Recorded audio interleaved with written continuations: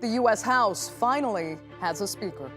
Republican Kevin McCarthy is now the third most powerful man in the United States, but with very precarious support. After 15 rounds of voting and massive compromises, the U.S. legislature can finally get to work, but will it? I'm Andrea Sankey, and today's newsmaker is the U.S. House of Representatives.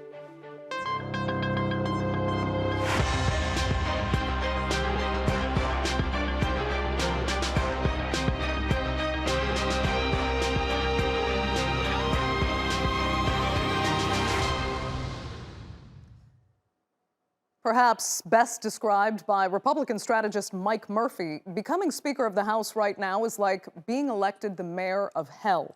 Well, whatever the challenges for Kevin McCarthy, he fought tooth and nail to get the position, and he now presides over a small and fractured Republican majority.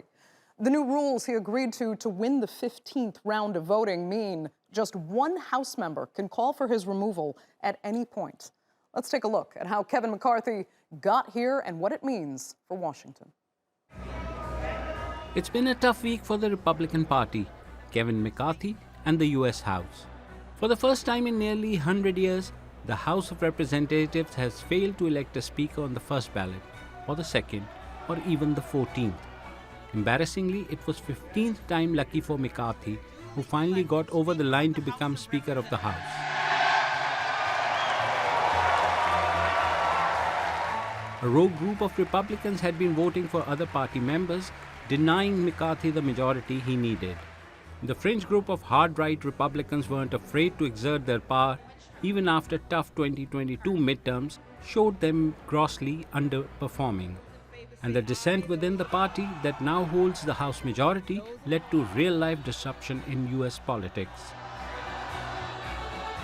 Since the chamber cannot swear in members or perform actual work until the speaker is chosen, the nation's legislative process was at a standstill for 4 days.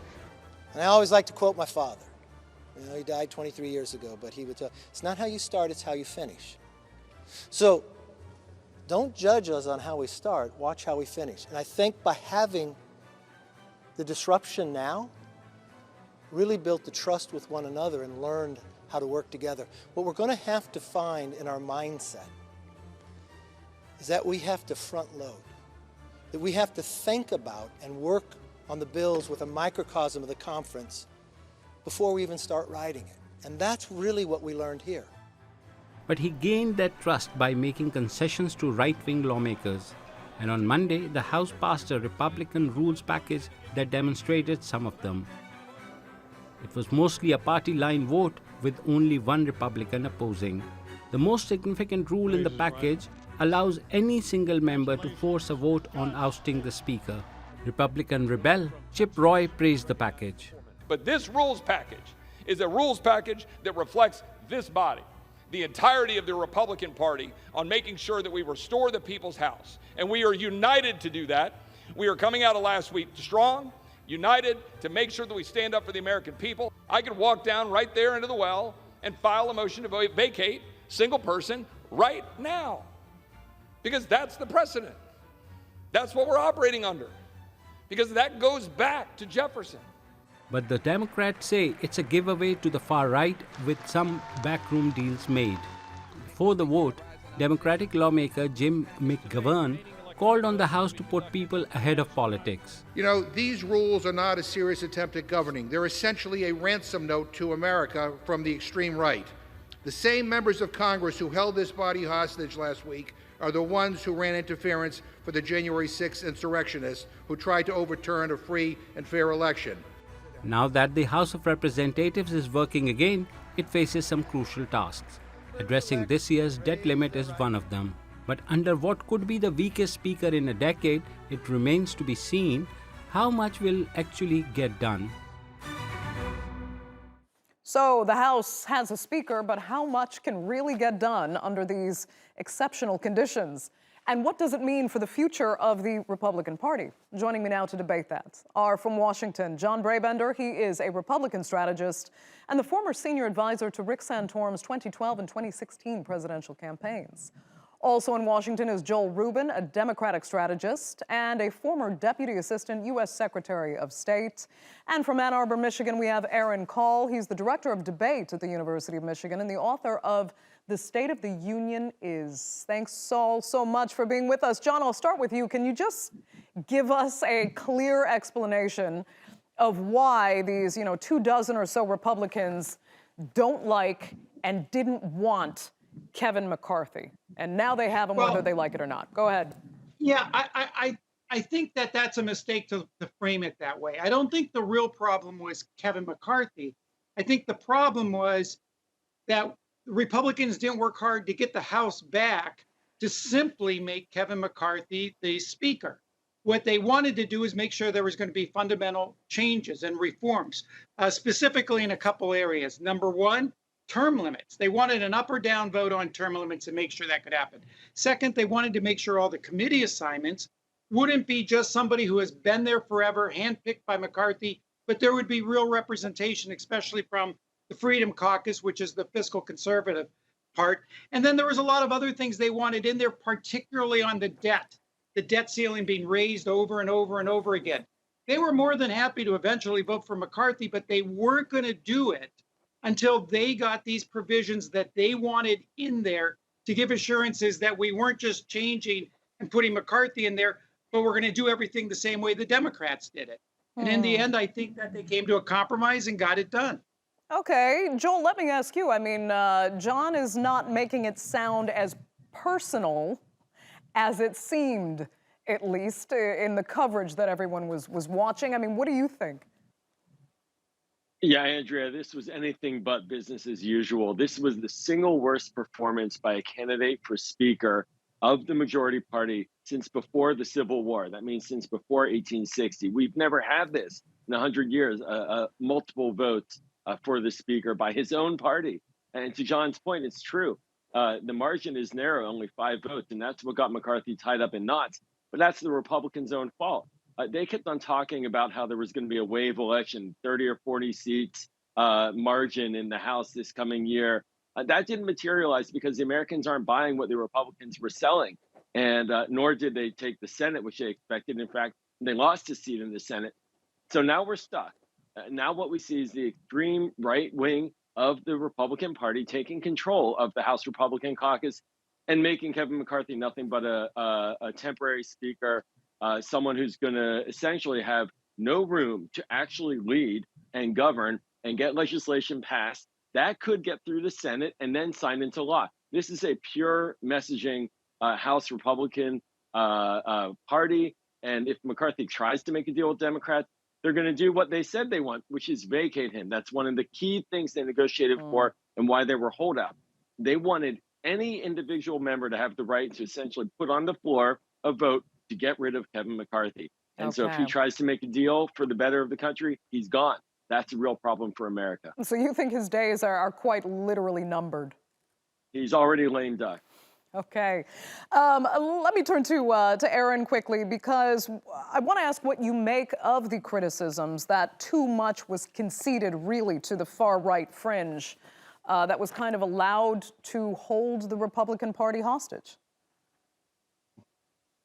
Yeah, certainly, he gave up several things: the discharge petition at just one vote, some key committee seats, kind of putting a marker down in the dead and those things. But generally, he did what he needed to do to win the position. And obviously, we have to have a speaker. Nobody could get signed in. There was a lot of critical business that had to be done.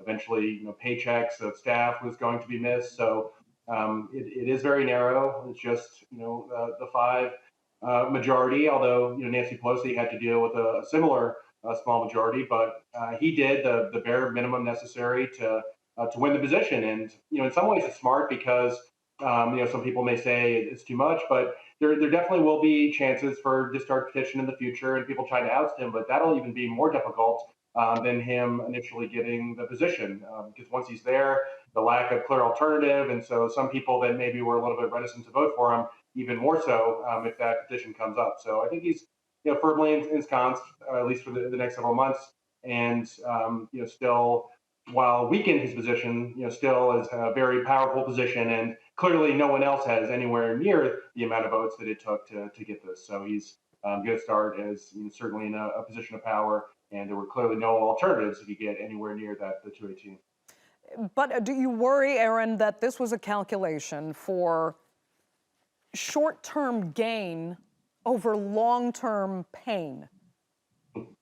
It's definitely possible, but the long-term pain of not having a speaker and starting the session, could have not gone on forever. We could have kept doing the votes, and don't try to put it in a historical perspective. This hadn't happened over 100 years, and even before that, back to the 1850s, this process had taken several months. But we're just more in a position where that could happen.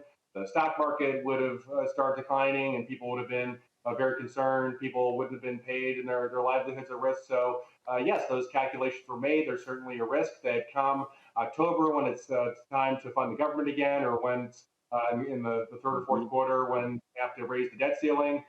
Those things kind of are postponing the inevitable, and that could definitely be a very messy situation. But for the good of the country and governing and starting this new House, I think it was necessary to move on, and we'll fight those battles we fought in the future. Okay, Joel, I'm seeing you make some faces. Let me put it that way. What were you thinking? Yeah, well, I served in the Senate as a staffer, and I was the senior official of the State Department to work with the House of Representatives back when we had a Democratic president and a Republican House. I've seen this movie before, and it never ends well. What we're going to see with this House Republican caucus is anything but working on behalf of the American people. There's going to be no compromise on legislation. The first bill they put out last night was to get rid of, quote, 87,000 IRS agents, at which the Congressional Budget Office says will cost taxpayers well over $100 billion in lost revenue. And at the same time, they said they want to provide fiscal stability to the United States. This caucus makes no sense. It's impossible to imagine Kevin McCarthy governing. The 20 holdouts are going to be holding him by the throat on any bills that he wants to move forward. He's lucky that he got a major omnibus spending bill done at the end of last year, so that at least until the end of September, the government is funded, so he doesn't have to worry about the issue that took down his predecessors, Paul Ryan and John Boehner in particular, which was a government shutdown. And so we're going to see this all again. John, go ahead. Disingenuous here. Look, first of all, let's remember, the American people did just vote to throw out Nancy Pelosi and the Democrats and put the Republicans in charge of the House of Representatives. Second of all, I guarantee you that if you did a vote of hardworking middle-class Americans and say, do you want to fund 87,000 IRS agents to come audit you and make sure they get every dime out of it they can, that they would say this was a good idea to get rid of that. Third of all, they also got rid of things like where Pelosi would do is the Democrats would write these long pieces of legislation, hand them off to legislators and say, now you got to vote in the next hour. Instead, they changed the rule now that you have to have at least 72 hours to be able to review all legislation before you have to vote on it. The Ethics Committee, the Democrats ran that with the staffers in place. If a complaint came in, the Democrats decided what happened with it. Now it's bipartisan. And the fact that we're going to get our fiscal house in order seems to be a logical thing instead of just keep raising the debt ceiling, spending more because we know we can, and passing the bill on to our children and grandchildren. John, with all due respect, what you're describing is completely accurate. First of all, there are no 87,000 IRS agents that are coming to take our money. These are actual needs to ensure the IRS functions like a 21st century federal agency. When it comes to ethics, in the reconciliation, in the rules package last night, the Republicans are essentially getting rid of the Congressional Ethics Office. When it comes to looking at legislation on the floor, the Republicans are essentially guaranteeing. How are they getting rid of the ethics process? I don't want to get too much into the micro details of what legislation may or may not happen going forward, but I think what we're seeing, Aaron, I'll come back to you, is the typical bipartisan divide that we've been seeing in the U.S. Congress for a long time now. But I want to talk about the potential Republican Party divide. We're hearing more and more people talk about, now, I described it as a fringe element, but some are wondering if actually it wouldn't serve voters better if the Republican Party is perhaps more honest with itself and divides itself up into maybe a Republican versus a conservative party, or you can give it another name, because they no longer see eye to eye on what the conservative or Republican vision for the United States is. Well, that would be like saying, well, let's divide the Democrat Party. Sorry, let me get to Aaron party. quickly. Aaron, go ahead, and John, I'll come back to you. Yeah, both parties are divided. The country is divided, and it's been that way for several years, and will likely be going forward. The Senate, the Democrats have just a two. Do you think the Republican Party has experienced a divide like this though before? Honestly. Yeah, they have, and that's just the politics in the United States. I mean, certainly they could divide off into several parties. There could be different candidates. President Trump could run as independent, things like that. But that's not going to happen, and that's not how parties gain power. So just like the Democrats had to swallow some of their divisions, and even with their small majority in the House, not similar.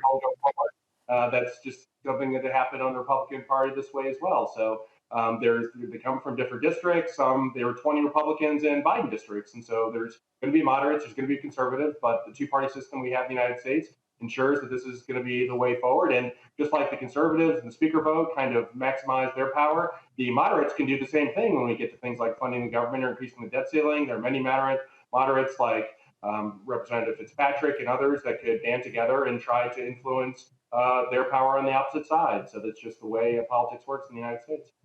I mean, Joel, I can see you think there is absolutely no symmetry between with the Republican, the division among Republicans and the division, whatever he's arguing, among Democrats. But John, I have to say that watching channels like Fox News and hearing their own staff members call the Republican Party that they adore ridiculous.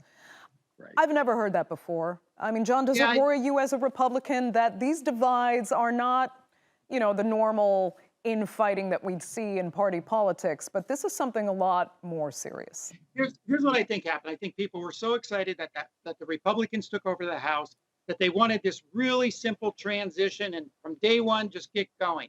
The problem with that was that there were some Republicans said, wait a minute, this only works if we're really going to be committed to the type of issues that we care about and that the American people put us there to take some of these tough issues like term limits. And so there was a short-term fight. But if you look at the Rules Committee vote last night, what happened? Republicans voted all together and got it passed. I think you're going to find moving forward, it's going to be a lot more unified. And frankly, I think it's going to be a lot more unified because they got the ugly part out of the way first, rather than over and over again. They put a lot of these things in about how many people were going to be put onto these committees, or that only one person has to stand up and ask for a new vote on leadership, so that they knew they were comfortable, guaranteed what they were asking for they were going to get, or they had some way to respond to that. With all those things in place, I think people are going to be surprised to see how McCarthy will unify everybody. They'll take on some of these tough issues. And frankly, their biggest problem are going to be the Senate, which is going to fight them all the way on all these issues that American people want. Right. John, I know. Can I add into that? Go ahead, Joel. Yeah. There have been continual predictions since 2014, since the Tea Party, about how the ugly part has now gotten out of the way, and there isn't. It just keeps getting uglier. We now see this Republican House essentially controlled by its most extreme wing. It will not look the American people in the eye and be honest and say, we want to do bipartisan things to move legislation on your behalf. These 20 or so members were willing to deny the American people constituent services for a week. They essentially said, we don't care if there's no House Speaker. There were Republicans saying that means there will be no government money spent. Anybody who's worked on Capitol Hill understands that means that the American taxpayer won't get served by their representatives in Washington with that kind of attitude. But that's okay. That's the attitude that we currently have. They're not going to look to move legislation through that gets bipartisan support in the Senate, which is required, and certainly not that gets signed by Joe Biden into law, because they don't want Joe Biden to get any credit for anything because they want to win in 2024. Okay. And that's just, unfortunately, the dysfunction that they're going to unveil on our policymaking. Okay, Aaron, let me turn to you, because one of the other things we might have to look forward to going forward are some of the conditions that were laid out. One of them for Kevin McCarthy to take the speakership, one of them was the formation of a select committee on the weaponization of the federal government. Help us understand what that means. I mean, some say it's only being established to protect Donald Trump, and they want to know how it really serves the American people when it would really prove just a divisive weapon more than anything. Yes, no, I think there are going to be investigations spanning the gamut of looking back at what the January 6th committee did, looking into Hunter Biden's laptop. Clearly, there's a lot of Republicans that have problems with law enforcement, the FBI, going all the way back to Russiagate with President Trump. And so there's definitely going to be investigations there. There's going to be a big dispute over whether, for ongoing investigations done by the Department of Justice, whether the Republicans of the committee will have access to some of the information. It seems like that won't be the case. And there's also potential conflict of interest because there's many members in the House that are under investigation by the Department of Justice and the FBI for things surrounding January 6th and things like that. And so that, they obviously would be an advantage having access to some of that information. So just, when the party that has majority has a committee and subpoena power and are going to do investigations, they are things like investigating the Department of Justice, the FBI, China, going back to COVID, Afghanistan. So there's going to be a plethora of investigations. That's something that happens when you have divided government. Joel, weaponization of the federal government as a committee serve U.S. interests?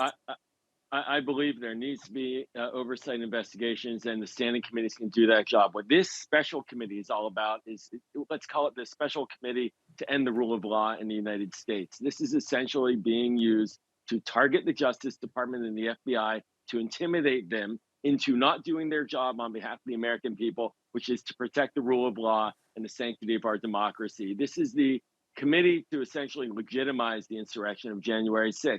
And it's not going to sit well with the American people. It's going to become a kangaroo court, just like the Benghazi committee was back in an earlier version. And Kevin McCarthy was very instrumental in organizing that. So he is practiced in this kind of activity. Oversight is good. Oversight is needed. Investigate the policies. But this committee, this is intended to target the Justice Department to undermine its ability to protect the Constitution. Okay. John, I'll tell you what, we're down to our last few minutes, and I need to ask you this.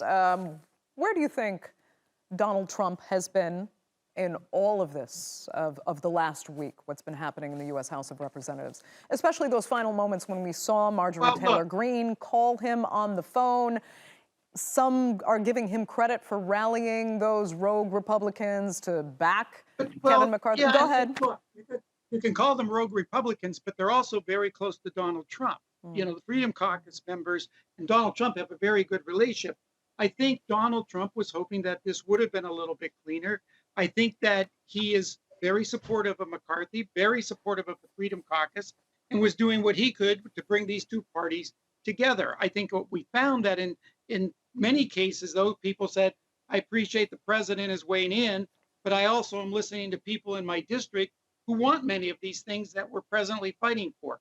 And I think what's going to happen moving forward is that they're not going to just worry how is Donald Trump feel about these issues. They're going to worry about how Mike Pence and Ron DeSantis and Nikki Haley and other people who are potentially running for president feel about these issues as well. John, do you feel good, though, about a congressperson like Marjorie Taylor Greene really getting center stage in this, being one of those Republicans? You don't want to call them rogue, but she is unconventional, to say the least. Look, just like the Democrats have, a core group of socialists, a core group of centrists, and all sorts of things, so does our party with very strong beliefs. And oftentimes they're very geographic in the type of districts they come from. But you know what? This is how our form of government was set up, so that you could represent your district in their beliefs, and you can go there and you can make your case in Washington and you can fight for them. And frankly, I care a lot more and appreciate and respect candidates and elected officials who will stand up and say, here's what I truly believe, than the back punchers who just go there, don't even let you know, and just vote and go home and pick up their paycheck. Joel, quick final words. So then what about George Santos, the fake candidate who's a lie about every single thing he said he stood for on the campaign, including his personal biography? That too's sitting right now in the Republican House. Marjorie Taylor Greene was stripped of her committee assignments last session because she made arguments about committing violence against other members of Congress. This is beyond the pale. It's not equivalent in the Democratic Party. And this is going to be seen now in front of the American people every day that Marjorie Taylor Greene and George Santos are the face of this new House Republican majority. We'll see how much Who the American voters people actually voted to put like. there. Yeah, maybe they like the chaos. We don't know, but we'll follow up with this story as we see. Some American people. Some American people. I'd like to thank all three of my panelists really so much for being with us. Fascinating discussion. And thank our viewers, of course, for tuning in as well. Unfortunately, that's all the time we have. Remember, you can follow us on Twitter. And do be sure to subscribe to our YouTube channel. I'm Andrea Sankey. We'll see you next time.